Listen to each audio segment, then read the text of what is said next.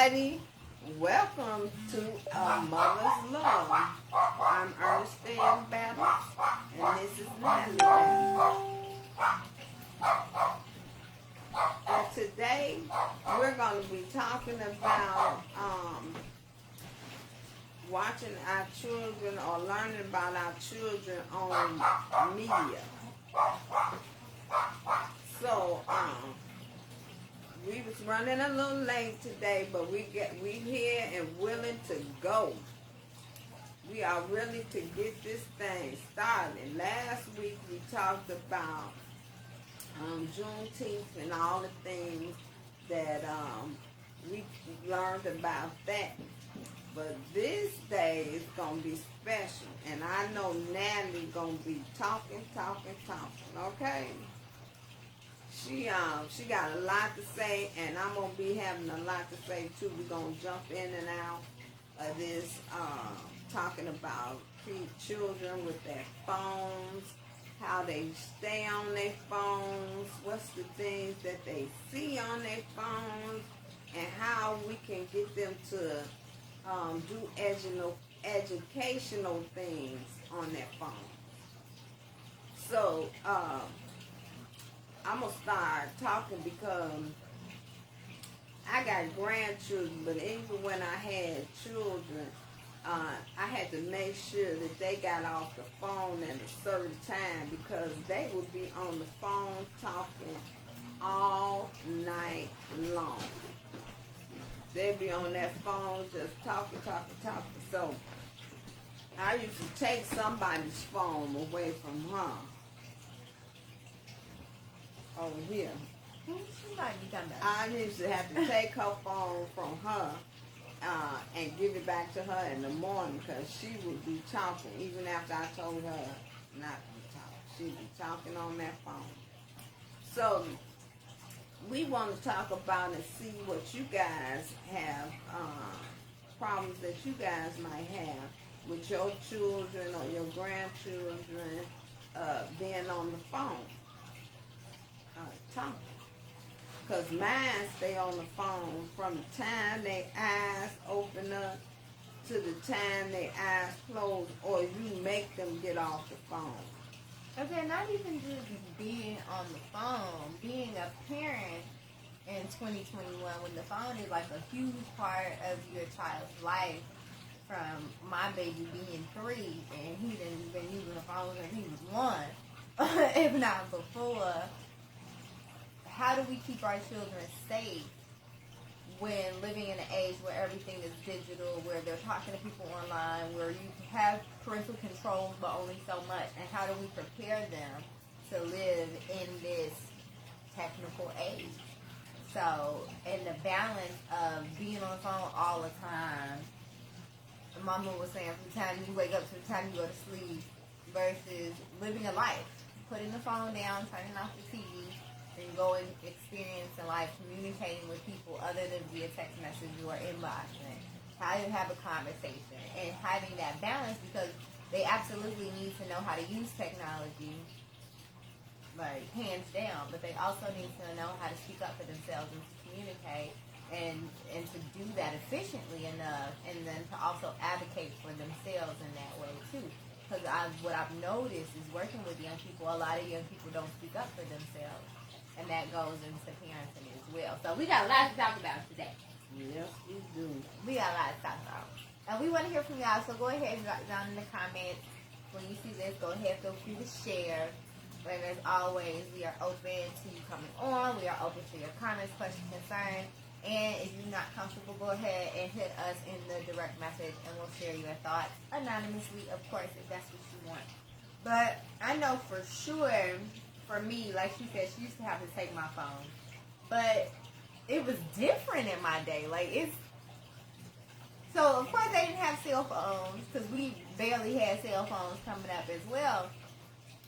But you had those brick Nokias and a couple other phones. You know, the first cell phone was that big old, you had to pull the antenna all the way up with the flip off the bottom. If you had to flip off the bottom, some of them didn't have to flip on the bottom. I had to flip on the bottom. But I got that cell phone from my niece, Precious. she was getting a new cell phone, and she gave me that cell phone. And when we say it was a brick, it was a brick. Man. So we didn't have technology like it is today. Children today can get on the web. They can interact with each other, their friends, family. They can video. They can video chat. They can do so much. What's that thing? Everything. FaceTime, chat. What? like you can do Zoom on your phone, and this was what we kind of started to talk about on the last episode. Like, again, cell phones with her coming up non-existent. Cell phone with her as an adult, bigger than that thing, your whole face. You know, and then cell phones got smaller, they got more advanced, and they continue to just be computers in the palm of our hands now. And so back even when I first got a phone, which was what? Seventh grade. Because I started taking the bus by myself a little bit around 7th grade. And so I got a cell phone. Now kids have cell phones pre-K. Yeah. I'm talking about latest iPhones. Okay, and I'm first talking about grade. expensive ones, because I worked in the school system. Crazy. So I'm a lunchroom lady, okay, in the school system, and these kids would come in with these expensive phones and stuff. I was looking at them. I said, "Dog, I can't even get that phone." But they come in with these expensive phones that does everything. For one, did they deserve young that? people. That's that part too. Did Do they they deserve this big old expensive phone, or do they need a flip? You know what I'm saying? Well, that Nokia brick. One that just called mama. Because I mean, they have those too. And auntie or something like But that. these kids be having the most expensive phones at an early age. So this tells you a few things, and can lead to a few things when it comes to parenting. So again, I had my first little phone was the little Nokia brick with bowling and skydiving on there. Yeah, they had games like that. I think it might have been mom's old phone, something like that. And then it started to advance. But back in my day, you talked on the phone. And like 7th, 8th grade, I wasn't really talking to nobody no way. I really just used it to and fro, going to school, just safety, letting them know where I was at and stuff like that. Then, you know, high school kicked in, and you meeting new people, you got new friends, you know, you conversating with more folks. So I started talking on the phone more, and I would talk on the phone all the time. I was talking, and y'all know I can talk, okay? So I was talking on the phone, and talking to my cousins, talking to friends, and talking. Then high school, text became the thing. Before, it was like, don't text me when you can call me, just call me. Now, I'm like, don't call me, just text it. I can respond real quick and go about my business. And I said, I hate texting. Because I was like, one letter at a time. Like, why is she texting me then?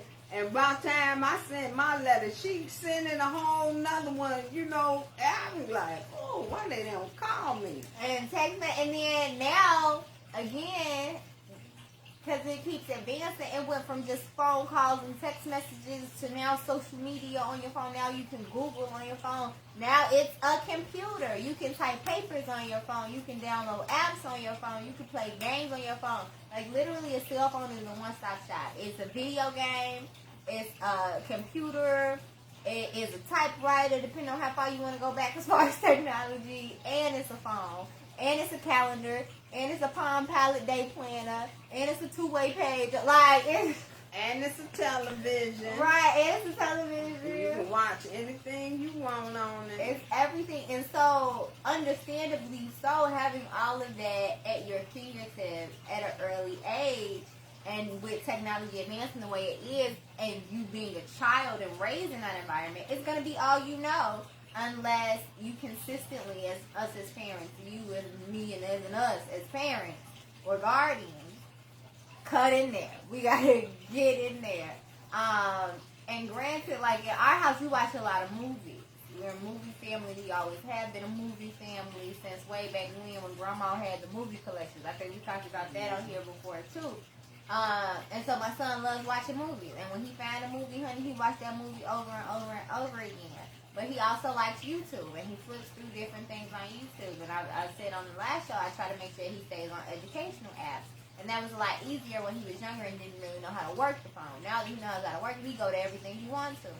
So, and again, that's a 3-year-old. Right.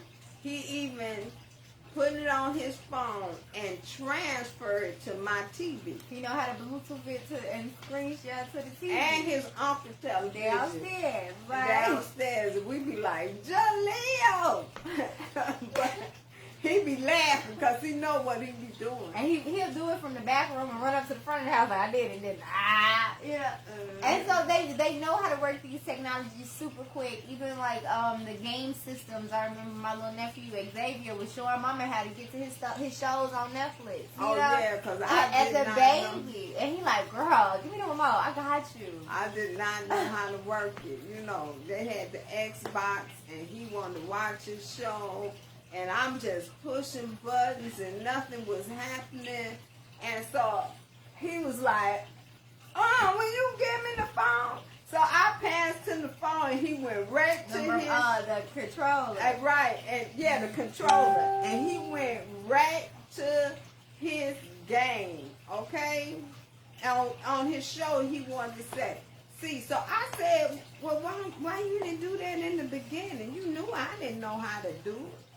And see, that's the thing. They're learning so quick. And that's the best thing, though. When we really think about it, that is the best thing about children and babies and toddlers. They are learning stuff at the speed of light. So that's a good thing and a bad thing, because the things that they pick up and learn in that time will be instilled in them as facts. So that's kind of what we were saying in a couple of shows ago, when we're saying the environment that children grow up in, that becomes reality to them. That becomes normal. So whether it's a loving household, whether it's a chaotic, traumatic household, that becomes normal to them, depending on their situation. Either way, it becomes their norm. So when it comes to the information that young people are picking up, and going back to technology, when we have the screens in their face, when we have the screens in their hands constantly, it's important that we monitor what they're looking at, because the things that they are taking in, they are being programmed. They're taking it in and they're going to recognize it as a reality.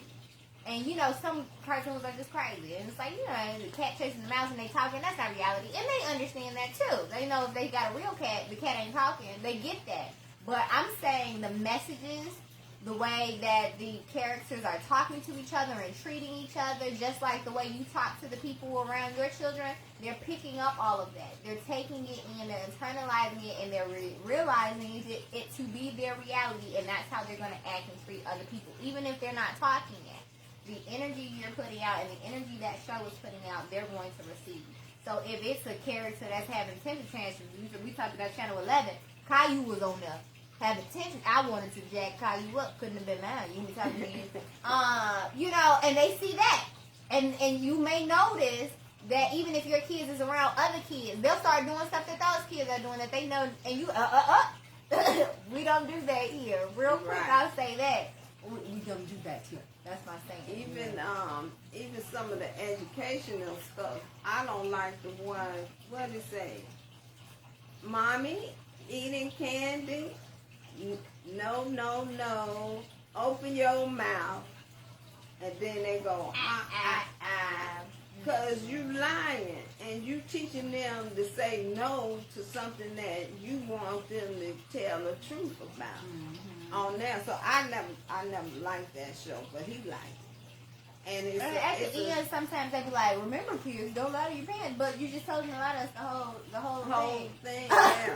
So I mean, you have to be mindful, and then it's even more important to start that base early with the 1, 2, 3-year-olds, because when you start that base with them of, all right, reality as going outside and play or playing board games, puzzles, reading a book, versus television and screen time. I think you really should, in my personal opinion, limit the amount of time, because again, if they're on the phone all day every day from the time they wake up to the time they go to sleep, they recognize that as normal behavior. So they're like, oh, this is what life is. I get to be on my phone all day every day.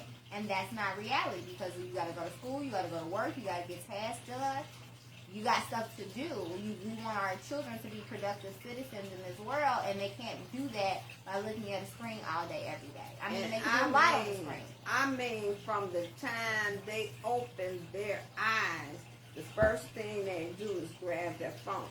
Now, that ain't just children. That's adults. That's us too. That's adults. The first thing we do is grab that phone and see what's going on. Who texted me when I was asleep? Right.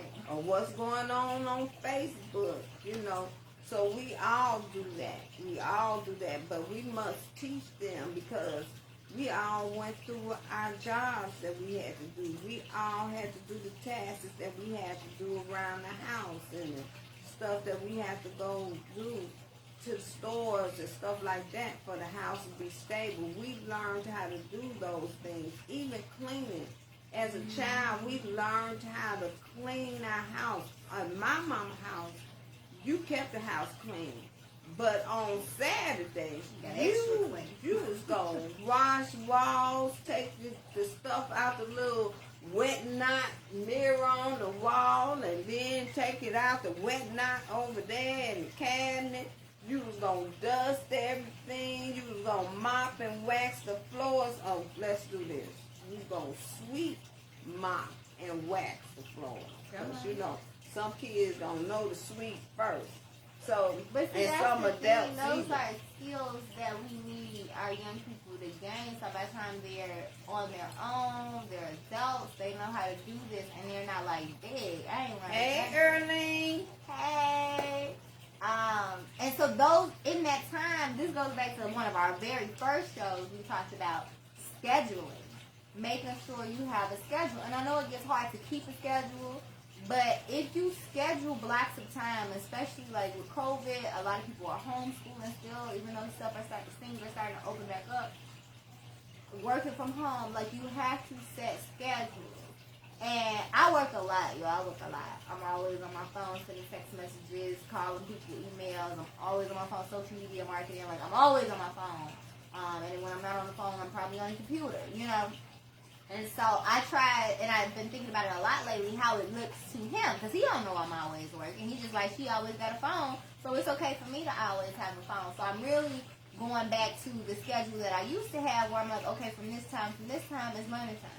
From this time to this time is playtime. From this time to this time is arts and crafts time. From this time to this time is music time. And then taking out, all right, while he's sleeping, this is my work time. Or before he wakes up, this is my work time. After he goes to sleep, this is my work time. This is also something we talked about during scheduling, is that bedtime and how important that bedtime is, so that they can sleep and you can do what you need to do, whether it be work or have your alone time, because we talked about how parents need their own time. Yes, they do.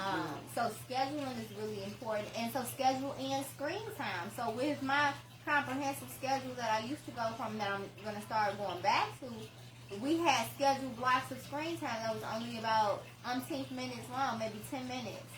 And I'm like, okay, you can play 10 minutes of ABC Mouse.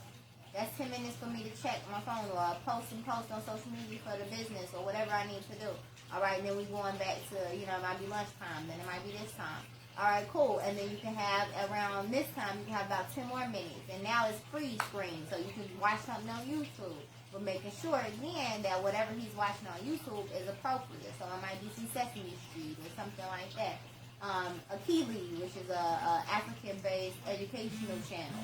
So all of those different kind of things. So it's very important to make sure that we teach them a routine, that we teach them schedule, so that the screens don't take over their lives. Because especially now that COVID is a thing, we are in the house a lot more. So it's important to make sure that they still find a balance and know that life happens outside the house. So as things are starting to open back up, there's karate classes, right? There's little league teams. There's, you know, baseball and softball. There's track and field, there's cheerleading, there's gymnastics, there's all of these different things that is available, and some of them are paid, and we understand that, you know, depending on your income, you may not have that flexible income, but there's a lot of nonprofit organizations that offer these things for little, nothing, or free. Basketball, football, mentoring programs, chess teams, art classes, again, for a small amount or little to nothing. And then, of course, you have the general classes that you can pay however much you feel like paying for. But I feel like it's very important that we make sure that we search and seek these things for our children. And though technology is important for them to know, understand, and utilize, that they balance that with real life. Scheduling book time. And the longer we wait to instill that type of balance in our children, again, growing up in the age of technology, the harder it will be to break them from it when they become a preteen or a teenager or a young adult or even a toddler. Once they hit about 5, 6, 7, 8, 9, 10, it's just up from there, and it'll be harder to break that all day, everyday screen time if you don't do it early.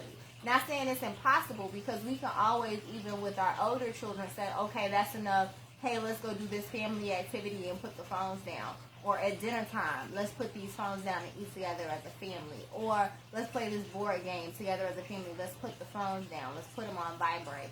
I think that's very important, spending that quality time. And even if it's, let's go for a walk. Let's put the phones in our bags. Or put the phones in your pocket and not have it, and just acknowledge the world around us. So those kind of things. But then we also talked about how we want to talk about the safety aspect. So outside of creating that balance, so you learn skills, because a lot of the time that's spent on cartoons and video games and a lot of what some people would call frivolous things. Of course, it also can be seen as self-care if you really enjoy these things, or if they have a skill set that's added to them.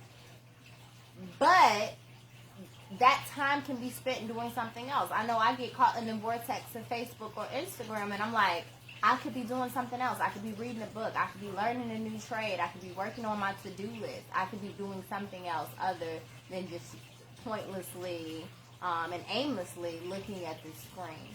So teaching that to your children. But the safety ramifications of teaching etiquette, social media etiquette, early is very important, because young people are getting social media pages in elementary school.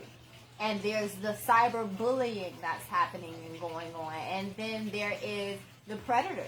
Just to be 100% honest, the predators that are out there preying on our young people who aren't getting these conversations. So parenting in an age of social media, or parenting in an age of technology, we have to really make sure we have these conversations with our young people earlier. If they're going to be out here TikToking and Instagramming and on Facebook, we need to let them know how to do it appropriately for their age group. How can we as parents have parental control as much as possible over these pages? Granted, they can have multiple accounts sometimes. Granted, settings can be shifted and all of that. But having that rapport with your child when it comes to technology or when it comes to life is very important, because they need to trust you. As a parent, I know, again, I have a young son, but as he grows up, I'm going to allow him to see Facebook. I started by showing him certain things on my Facebook. Like, look at that beautiful brown queen, or look at that king, or look at this dance, or look at the babies on the phone, or whatever it may be.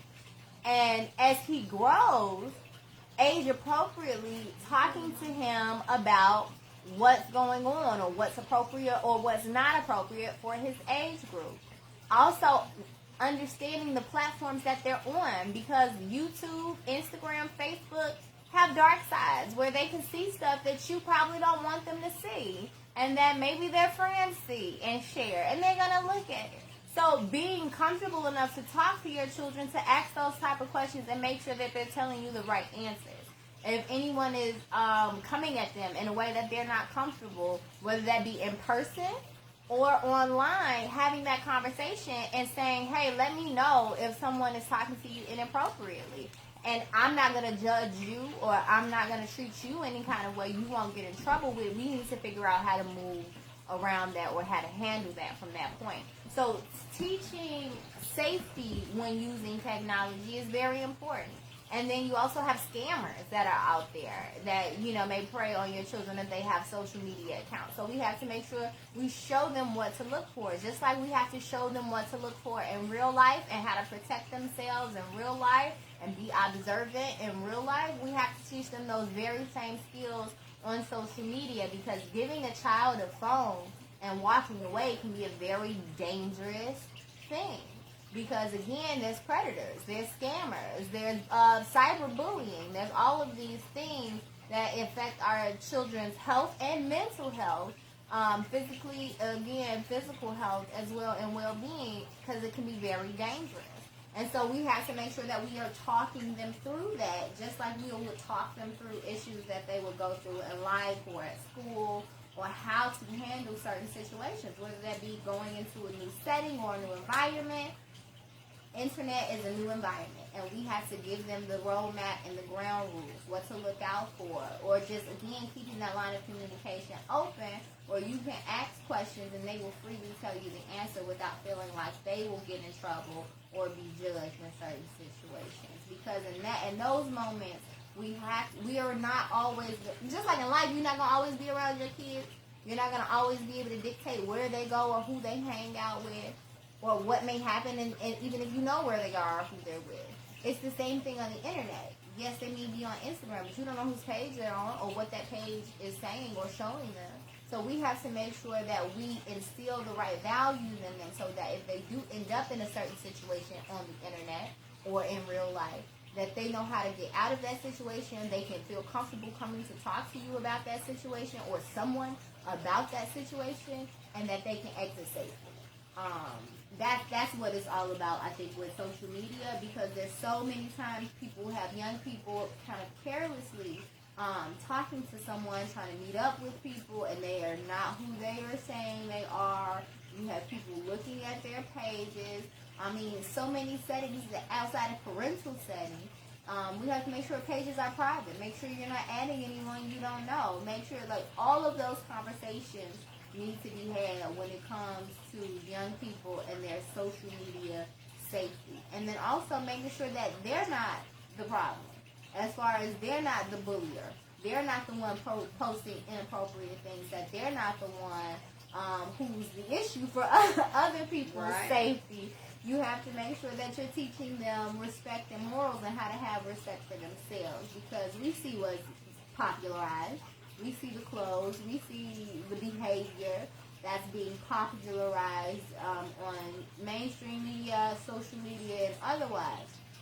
So we have to make sure that our children are comfortable in knowing who they are and what they want to portray to the world via their social media. Because one thing that I think a lot of people probably aren't telling their young people is that once it's on the internet, it's gone. It's out there forever. Even if you delete it, screenshots exist.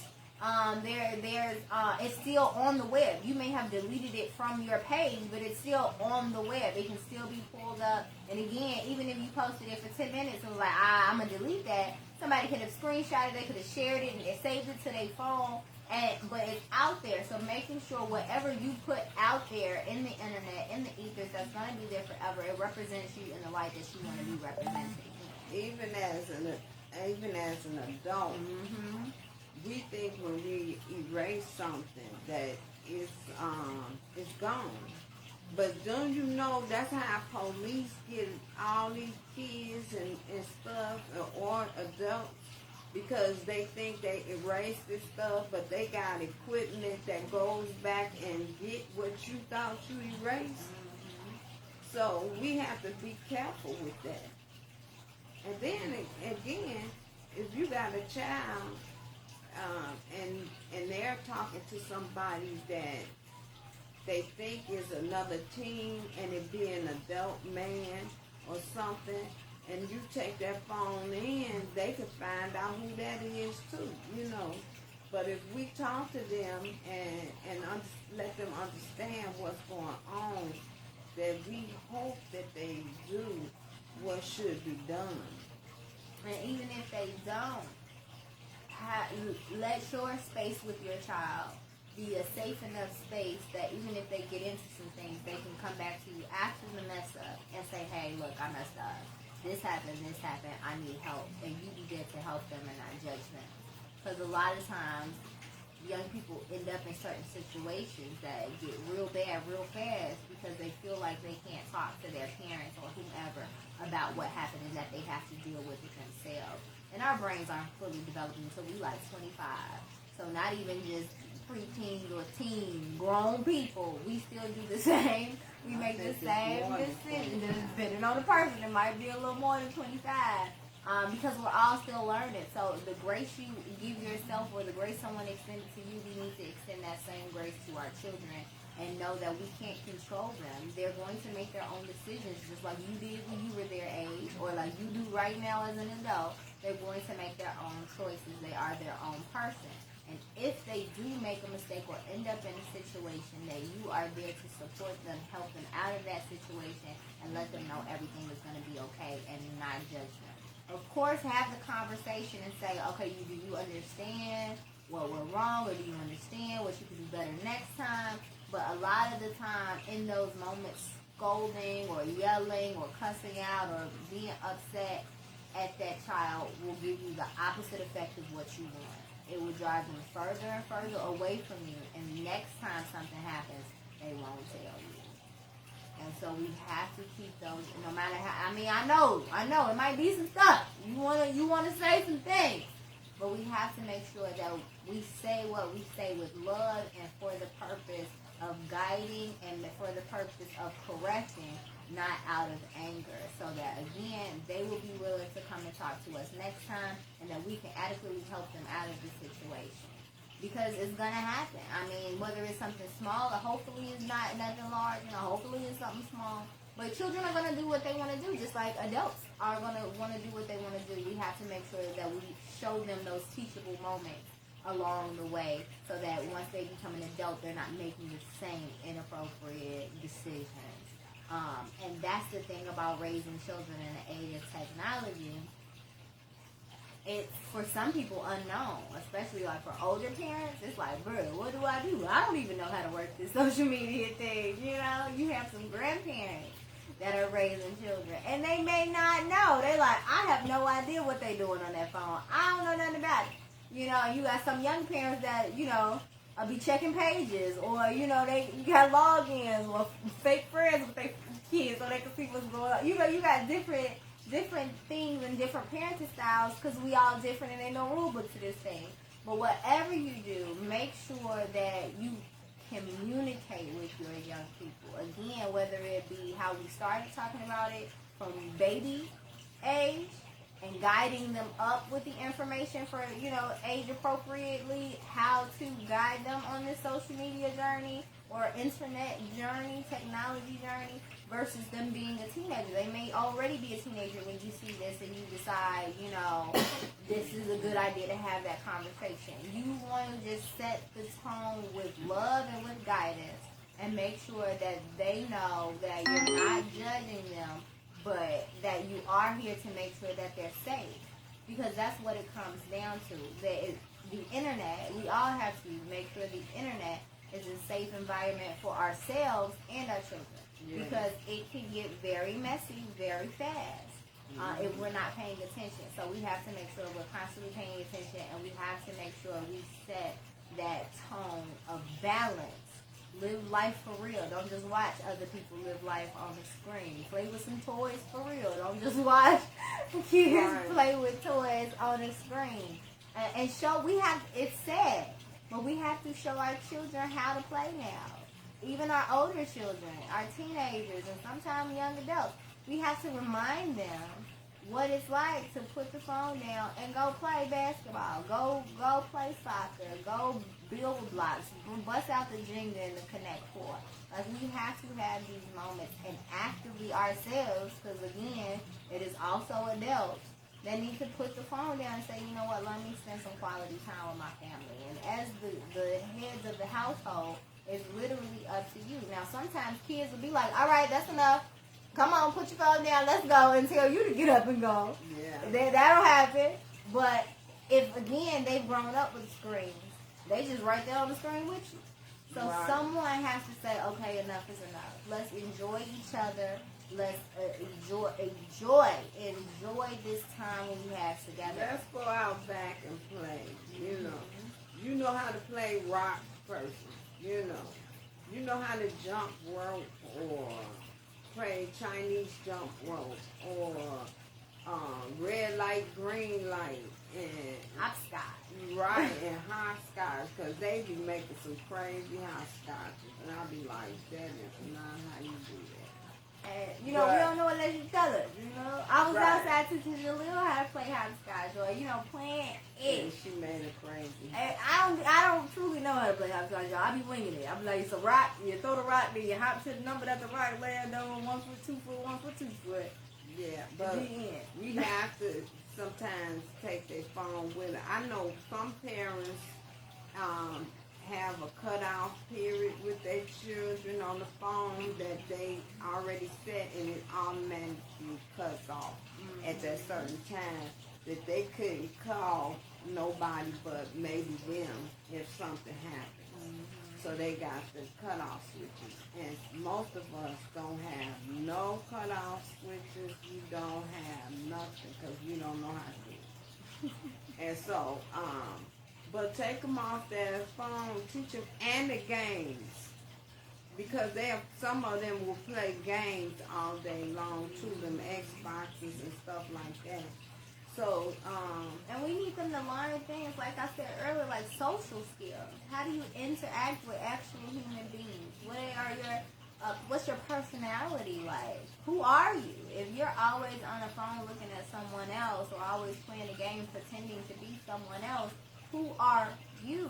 You Right. have to, as young people, again, what they're taking in is sort of their reality. Is that you, or is that the character you're playing? Is that you, or is that the character on TV or in a show or whatever, or the person you like on YouTube? So you have to figure out who you are, and sometimes you learn a little bit through those things, but you also have to have experiences. And it's unfortunate, we were talking about this on the way home, a lot of our children are having a lot of big experiences anymore. She was saying how they used to go outside and play, and now our kids don't go outside and play. You got to force them to get outside, even and if you then have a they don't want backyard. to stay 5 minutes. They be like, okay, I don't want to come in. So, but when I was little, we couldn't wait to get outside. Like Saturday cleaning wasn't just for my household, but older people already have that for their households. So we couldn't wait to get out and play. And it wasn't just us, it was a group of kids. I mean, a whole lot. We ran, we played, we jumped rope, we just had plenty of fun. But we knew when them street lights come on, we better be in the front of our house going in that door. Okay, and then if we were able to stay out, it was going to be right there in our front steps on the stoop. And we going to sit down and talk then. But our children today don't have those kind of things going on. They don't know how to do that. So they're not even being youth. They're not even being children because they don't know how to be a child. They don't know how to do those things. I remember running and playing with, when I grew up, I remember a little boy threw a rock at somebody else, and that rock hit me. And he was so apologetic because he was like, I didn't mean to hit them. He ran home and told his mother. His mother came down there.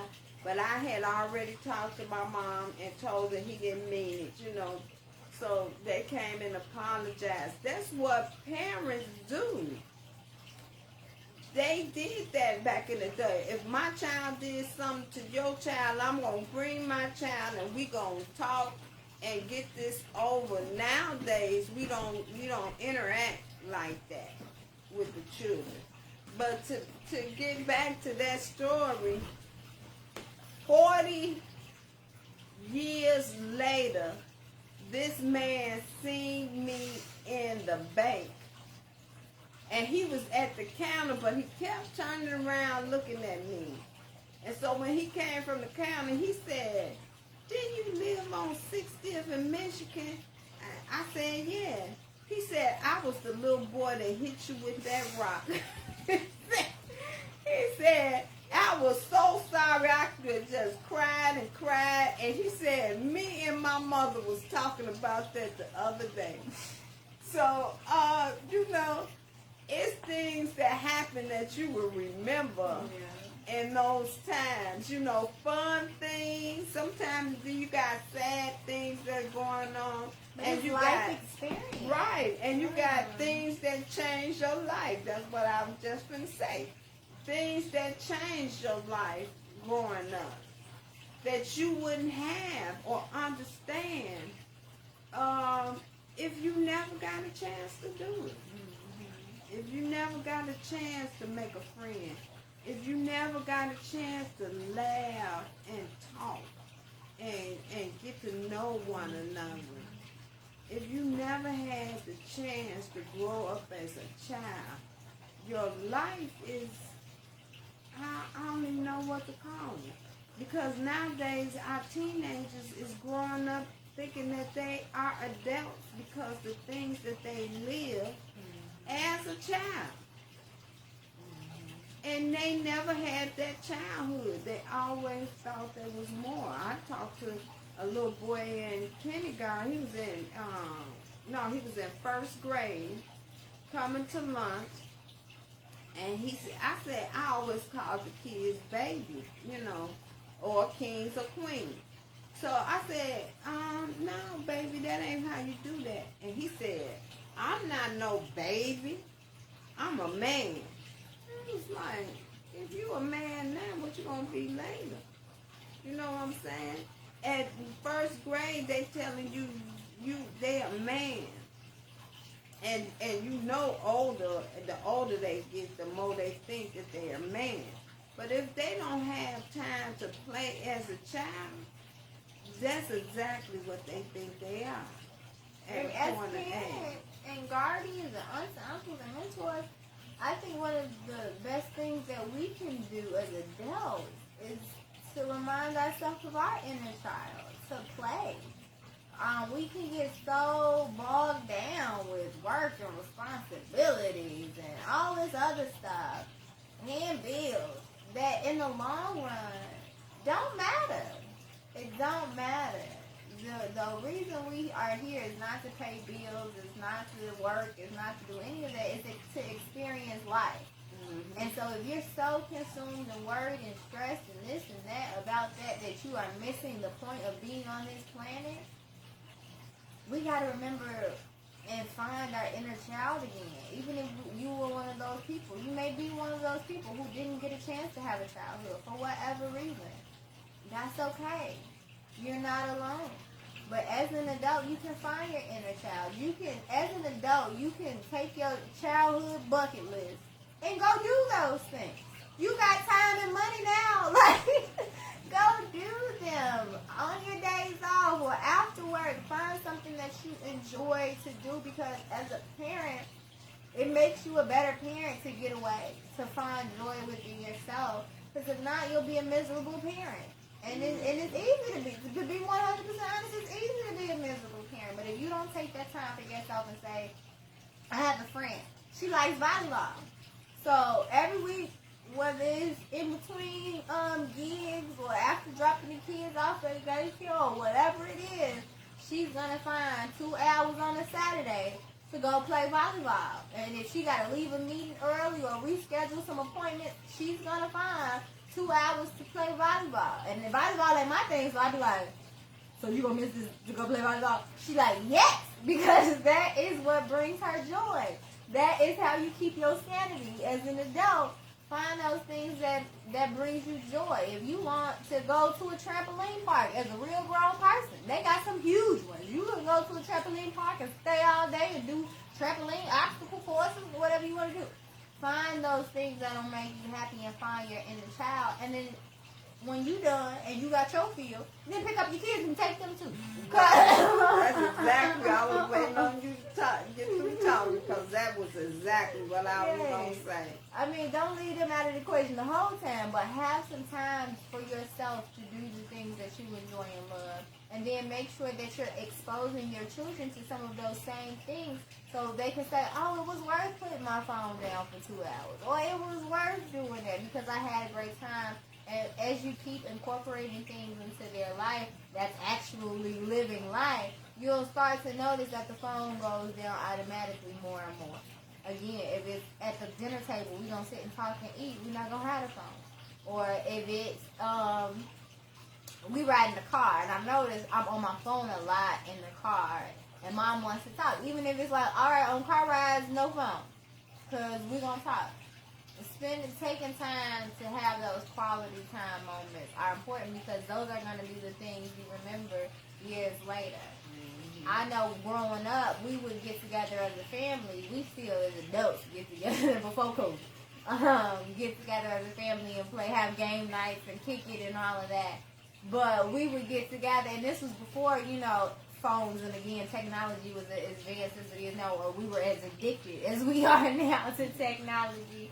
We would just sit and crack jokes and have sing-offs in the living room and just, baby, me and my brother would have a whole comedy special in the middle of this living room. Just out there being silly and talking to each other and just enjoying each other's company. And the more advanced it seems technology gets, the older you get, the more bills you got, the more work you got to do. Those days get further and further behind you, but they don't have to be. Find your inner child, find your child's inner child, and make sure it stays there. Right. And put the phones down and enjoy life. But if they're going to be on the phone, because again, they need to know how to work technology because that is where we are in life. So making sure that they're ahead of the curve. So if you do see your kids taking a special liking to technology, put them in a coding class. Let them learn how to build a computer or a robot or an engineer or whatever, and let them make that an asset for them instead of a liability or a time waster. Let that become a skill set that they have now that can change their life.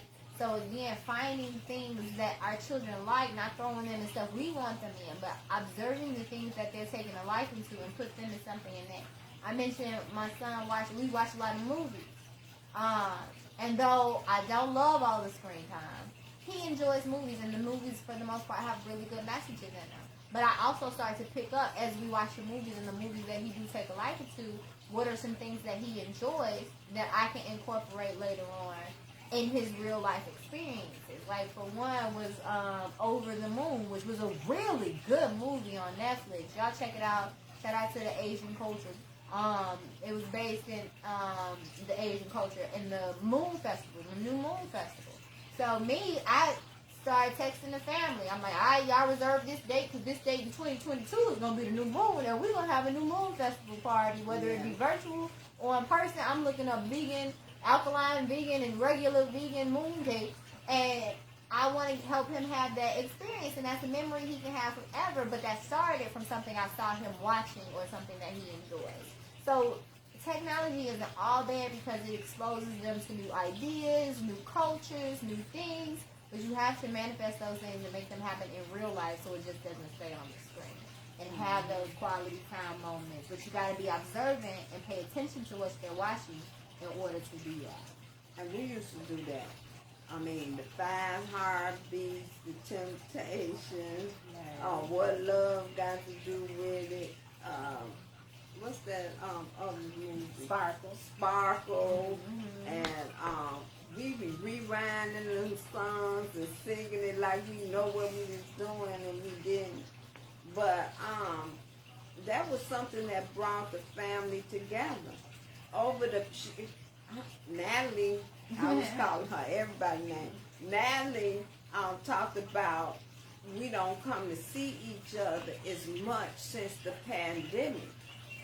But Chanel had us playing games over the internet on our computers. She was like, okay, we had reminders set. She would call us like, oh, was it a Thursday or something? She was like, all right, y'all. That's family night. It's family game night. Right. Log on to the Zoom so we can play this game, and I think that's really cool. And with technology now, you can use that again. Technology isn't all bad. It's an amazing resource for research.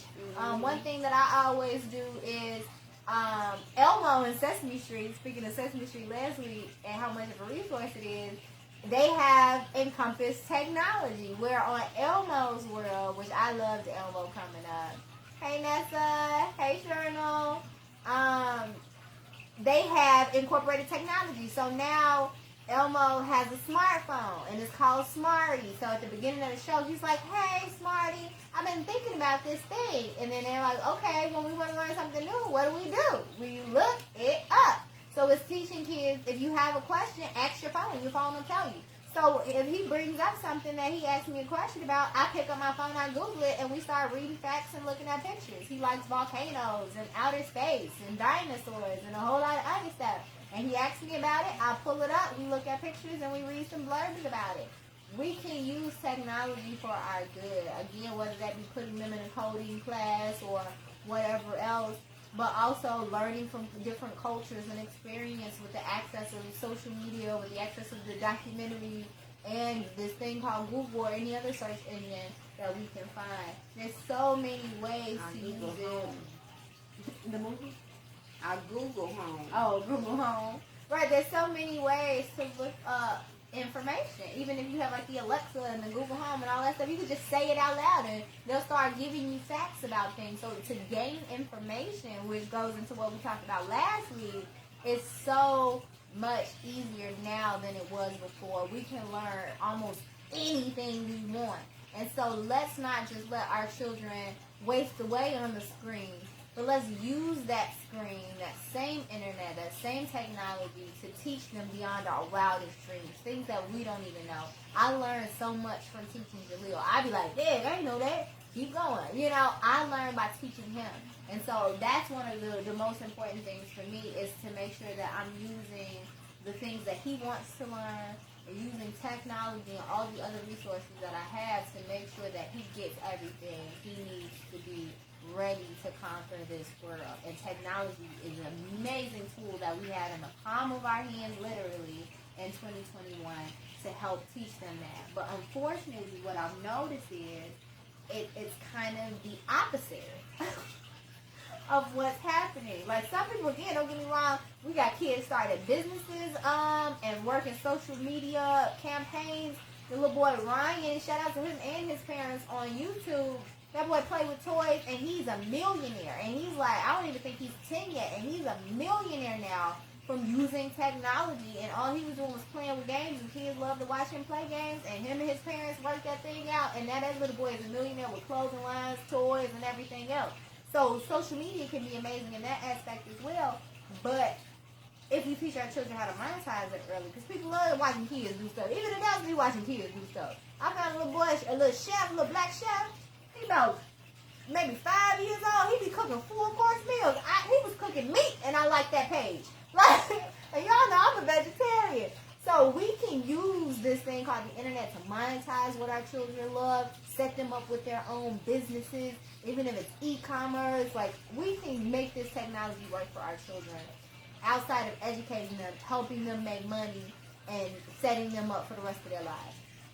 But what I see is happening is without that proper guidance, without that talk of safety that we talked about when it comes to technology and how to prepare them to operate in that realm safely and be observant and not to talk to everyone and all of those things and being mindful of what they post, they get lost in the sauce. And what I mean is the same thing that we do as adults, scrolling. Endless scrolling on Facebook. Endless scrolling on Instagram. Endless video watching on YouTube. And don't get me wrong, I'm a video watcher, especially on YouTube, but I use it as YouTube University. I'm learning how to edit. I'm learning how to shoot. I'm learning lighting. I'm learning new recipes. I'm learning skills. And so we have to teach that aspect of using technology. Use it to your advantage. Use it to learn something new. Don't get lost in it, because again, the time will be wasted, and then at the end of the day, what have you done productively, or what have you gained? I think that's a balance check. We talked about that balance. I think that's a really great thing we can do on a daily, just to check in with our kids. And now that I've said it, I'm going to start doing it with Jaleel. Have that check at the end of the day. After the day is said and done, if they're going to school or if they're home or whatever it is, after the day is done, what did you do productive today? And have them think about it. Like, productively, what did you do today? And then what did you learn today? because that's reinforcing that every day of your life you should be learning something new. Every day of your life you should be doing something productive. And then also asking that question, what did you do fun today? Because again, finding that inner child and nourishing our children's inner child, you have to have fun. You should be having fun every day of your life. Now, every second of every day, you ain't gonna have fun. But, because you got stuff to do, okay? You got responsibilities. You also have to teach that. But you should have fun. Every day of your life, you should be doing something fun. And so having that checklist at the end of the day reinforces those things. So me and Jaleel do affirmations. So one of the part of the affirmation is every second of every day you make a choice.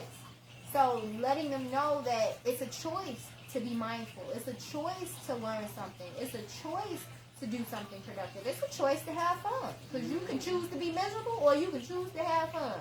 You see people, they can be in the exact same room with the exact same equipment, with the exact same people, and one to be miserable in the corner, and the other one to be having the time of their life.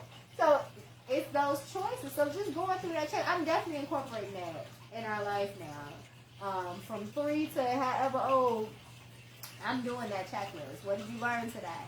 What did you do productive today? What did you do fun today?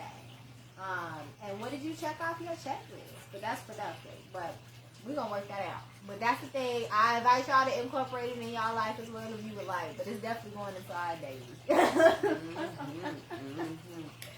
I was thinking about what Natalie said about even things like that. When you have dinner time, you can sit down and ask everybody around the table can go around and see what they did productive today and things like that. That's a great dinner time thing. Yeah, that's a good thing to do. So, and not just for them, but for you too. You let them know, what did you do productive today? Where did you have fun at? And you know what you learned today. Because as adults, we learn something every day. You should. If you living right, you should learn something new if every it's not day. in our jobs, being around people or something, we learn every day something. So, and I wanted to say this comment Chanel posted on the thread, and she said, and none of y'all was on time. And she's talking about the game night, because a little second ago we talked about how she would organize game nights for us to have family time virtually using technology in COVID, where we used to just link up all the time as a family. And COVID, it was kind of difficult. It was like literally the longest we had ever spent away from each other, because we would typically be together on all holidays, on birthdays, weekends. So almost every week, if not every week, every other week almost, we were together as a family for sure, at least once a month. You know, we were together as a family. So with COVID, that was the longest we had ever gone without spending good quality time together. At the end of the school year, Lisa and Journey and CJ would live from the time school went out to the time school started all over again. And it reminds me so much of me, because that's exactly what I did to my mama.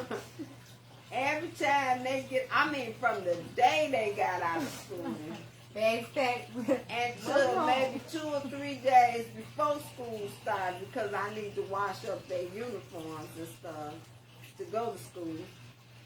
We was at my mama's house. Even if it was going to be a week time, maybe I'll be over here a couple of days. No, it was from the beginning of them getting out of school to the time for them to go back. And we need to reconnect with our families. As amazing as technology is, again, it comes back to that balance. We have to balance real life experiences and exploring and quality time with the amazing tool that technology is, and using it as an amazing tool. Even when it comes to e-learning, since we were talking about going to school and breaks, these children have the ability to e-learn. Literally not leave their house and log on and get all the education they need. And they wouldn't even press the button to log on to school. There was so many kids out of school that they're now sending people around to check and make sure everything okay, see what's going on and why they weren't in school all year. And I get parents are busy, so I'm not blaming the parents. But my thing is that we have to teach them the importance of gaining knowledge. We have to. Because as a kid, I didn't want to go to school all the time either. I mean, that's just how kids gonna be. But instilling in them the importance of learning knowledge and then upholding and follow through with your responsibilities. That sometimes you're not gonna always want to do what you need to do, but you still need to do it. Yeah, And that's something we have to teach our children. And with technology, you didn't log into school, but you still on the computer. Like, you're there. It's in front of you. You're on it. You're logged in. And so teaching that to our children and teaching them the importance of gaining knowledge is so important, especially with the amazing tool that they have with the internet. They can literally learn anything from stocks and trades, anything. And another thing that it did, well, through the pandemic, it taught us, it gave us a connection. It gave us a connection to our families. It gave us a connection to our churches. It gave us a connection to just about doctors. Yeah, going to the doctor, speaking to your doctor every month to make sure you're okay. I mean, technology gave us so much that this last couple of years, being able to be in contact with people. I couldn't imagine, honestly, going through the pandemic and not having technology be where it is today. I could not imagine. Like when the pandemic happened, 100 years ago. I could not imagine. I mean, I guess if I was living in that time, it would be normal. But like not being able to leave the house, but virtually being able to still host events, like through my businesses and not-for-profits. I host so many events, you know what I'm saying? Like hosting all of these shows virtually where I don't have to leave my house, but I can still communicate with you all. Like, that alone, look at us right now using technology. Well, all right, y'all. Let's start summing up and bringing it back around. We are so happy that you all joined us today. Thank you, Vanessa. Thank you, TT. Thank you, Chanel. I see everyone who came in. We really appreciate you guys. Feel free again to share, like, comment if you know any parent who needs to hear this. It's a pep talk. It's encouragement. Hopefully you got some good tips and learn something for that check-in at the end of the day where we can talk to our kids and help guide them as smoothly, as non-judgmentally as possible into the realm of navigating a social media and technology-driven life and existence, but also instilling some balance in them where they see the benefit of actually living and exploring and having life experiences and using technology for the greater good, for education and for marketing and for learning new things and sharing those things with other people. Yes, I must agree. But now is our time to leave. For only 2 weeks now. We'll be back in 2 weeks. Let us know if you have a topic you want us to discuss. Yeah, and if you do, put it in the comments. If you want to come on to the show and it's something that you want to talk about, we can even do that. But until then, remember, love is rooted in happiness. Show me. And we can have plenty of happiness with technology too. Okay, we see y'all in 2 weeks. Talk to you later. Bye.